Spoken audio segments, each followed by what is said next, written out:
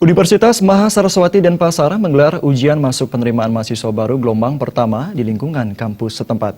Jumlah pendaftar meningkat hingga 30% jika dibanding tahun lalu.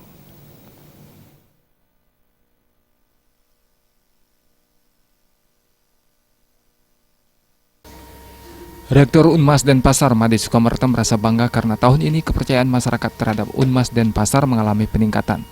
Hal ini terbukti dengan terjadinya peningkatan jumlah masyarakat yang mendaftar untuk mengenyam pendidikan di Unmas Denpasar.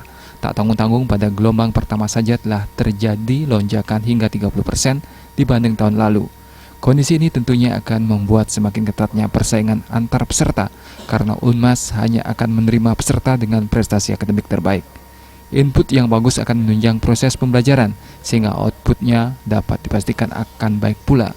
Persaingan ketat ini disebabkan Permendikti yang mengatur dengan jelas rasio dosen dan mahasiswa sehingga jumlah mahasiswa yang dapat diterima Unmas pun juga terbatas.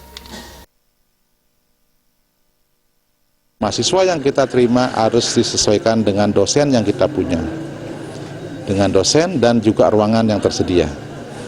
Dan itu sudah ada aturannya. Jadi kami kalau untuk sosial kan 1:45.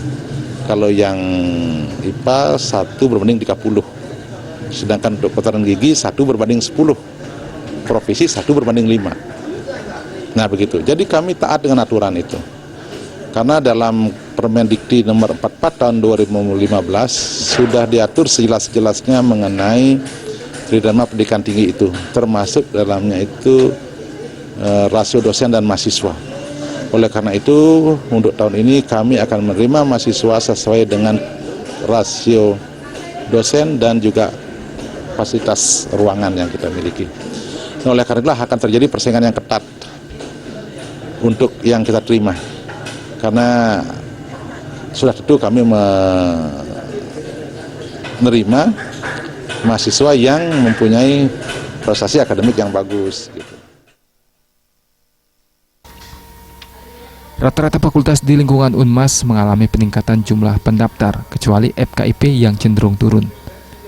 Menurut Sukamerta, hal ini disebabkan ketiadaan pengangkatan guru, sehingga masyarakat kurang berminat untuk melanjutkan ke FKIP. Hal yang mengejutkan, untuk Fakultas Pertanian yang biasanya minim peminat, kali ini justru banyak peminatnya, sehingga rektor menargetkan dapat membuka 3 kelas untuk Fakultas Pertanian. Rektor juga menyatakan pihaknya akan berupaya keras untuk menjaga kepercayaan masyarakat terhadap Unmas dengan meningkatkan fasilitas berupa pembangunan kampus baru di Padang Galak yang akan berdiri di lahan seluas 2 hektar. Selain itu, kualitas SDM dan proses pembelajaran di Unmas akan terus ditingkatkan. Suparyana, Bali TV.